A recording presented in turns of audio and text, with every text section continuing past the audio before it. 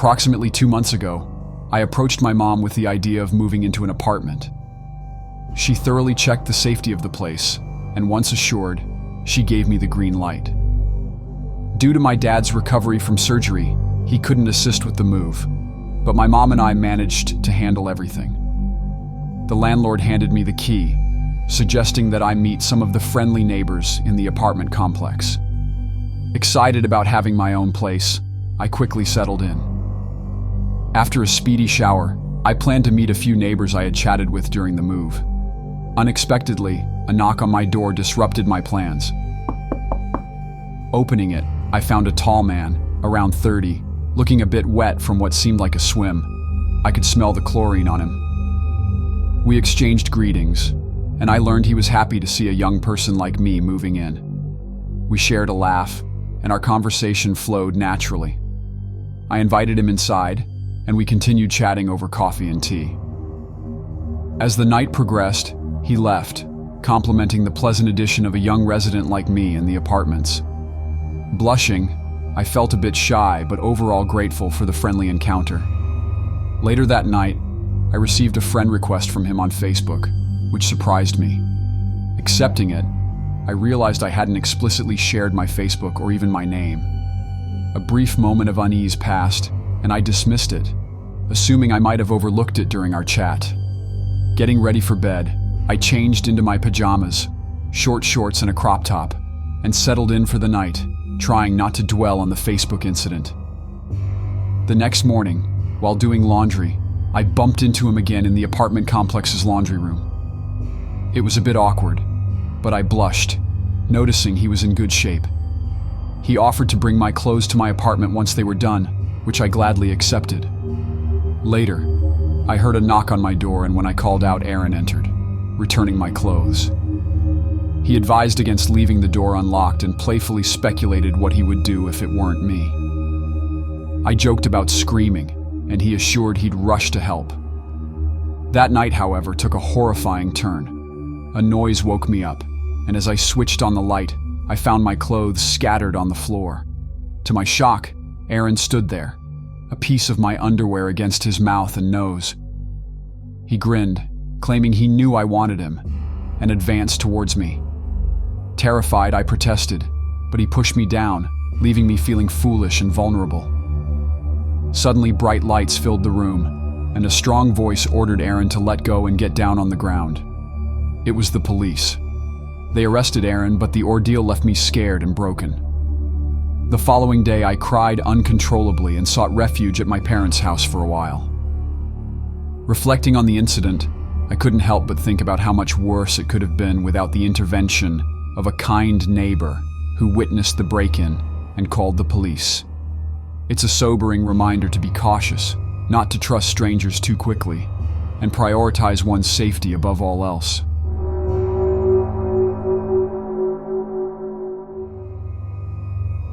A couple of years ago, back when I shared a house with my ex-boyfriend, we settled into a 2-bedroom home, turning it into our own little haven. We transformed one of the bedrooms into an office, mainly because the only bathroom was accessible through it. Since friends crashed on our sofa occasionally, we wanted them to use the bathroom without having to go through our bedroom. About a month into our new place, my ex was out with his coworkers, leaving me alone at home. I spent the early evening enjoying some takeout and watching TV. Every now and then I heard peculiar noises, but each time I tried to investigate, the sounds mysteriously ceased. As the night grew later, I decided to head upstairs, planning to use the computer before bedtime. At that time, we hadn't set up our phone lines, so I relied on a pay-as-you-go phone with no credit, rendering it useless inside the house. Sitting in the dimly lit back room with just a small table lamp, I heard those strange noises again. A faint rattling sound demanded my attention, prompting me to turn off the music and discern its source. After investigating, I couldn't find anything suspicious outside our bedroom window, given the limited visibility in our small yard, surrounded by a tall brick wall. Resuming my activities, I turned the music back on, only to hear a screeching noise later, akin to metal scraping against metal. This time, the sound was faint, as if someone was attempting to be discreet.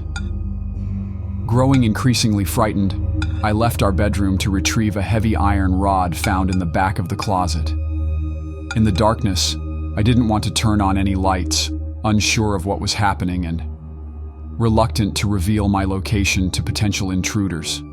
Armed with the iron rod, I returned to the office bedroom, closed the door silently, locked it, and placed a chair under the handle.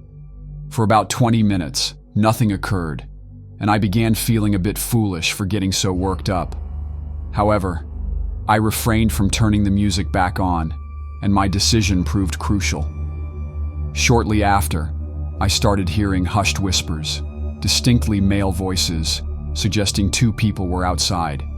Fortunately, the voices seemed to originate from the slightly open office window. Seeking a better view, I climbed up to the bathroom ledge to peer into the alley behind the house. Unable to see anything, the whispers grew louder, right behind the gate.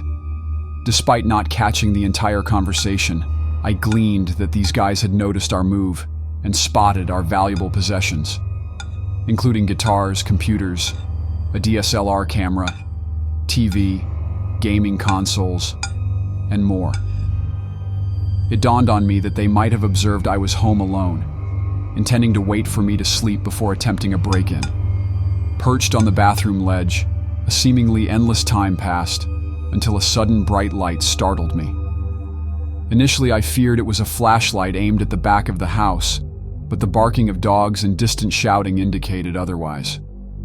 Looking back, I realized the house across the alley had a powerful light, illuminating their yard.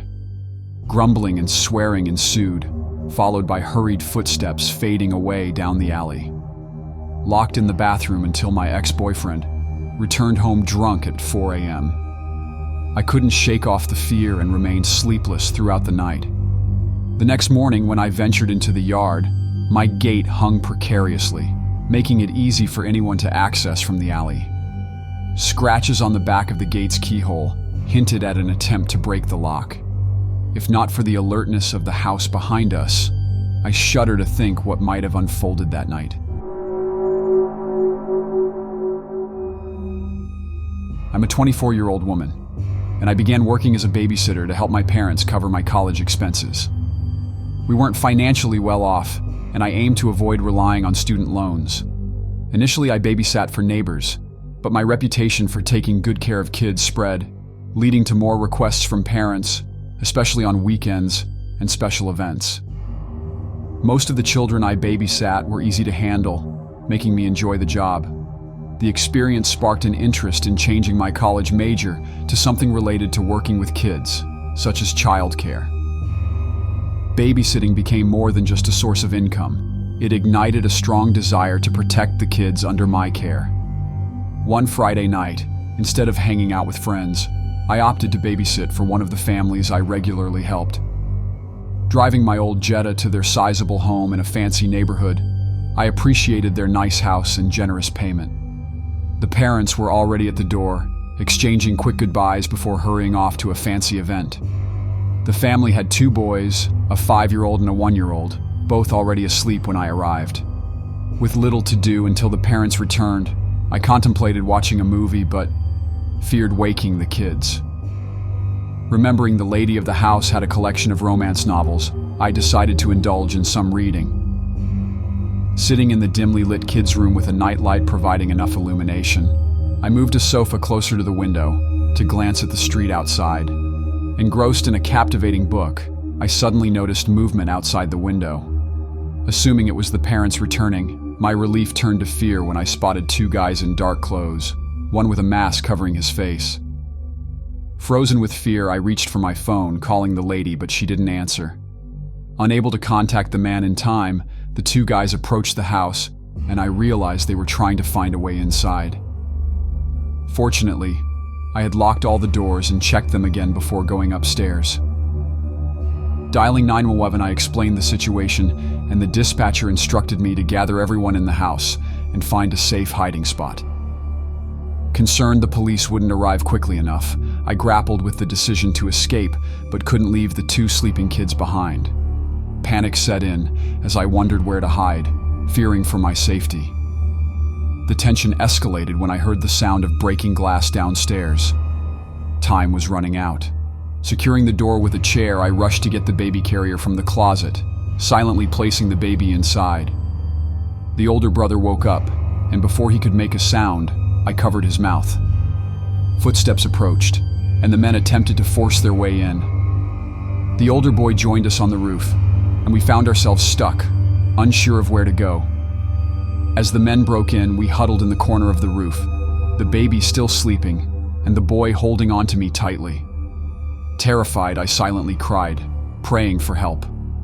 When one of the men discovered us, our eyes met, and for a moment, I feared the worst. However, he turned away and alerted his partner to our supposed escape. With the police closing in, the men fled, jumping over the fence. Sirens approached, and the police found us on the roof. Shaken, they brought us back inside. The kids' parents returned shortly after, and my parents arrived too. The fear lingered, but I felt a strange sense of relief that the men didn't catch us, especially the one who seemed hesitant to harm us.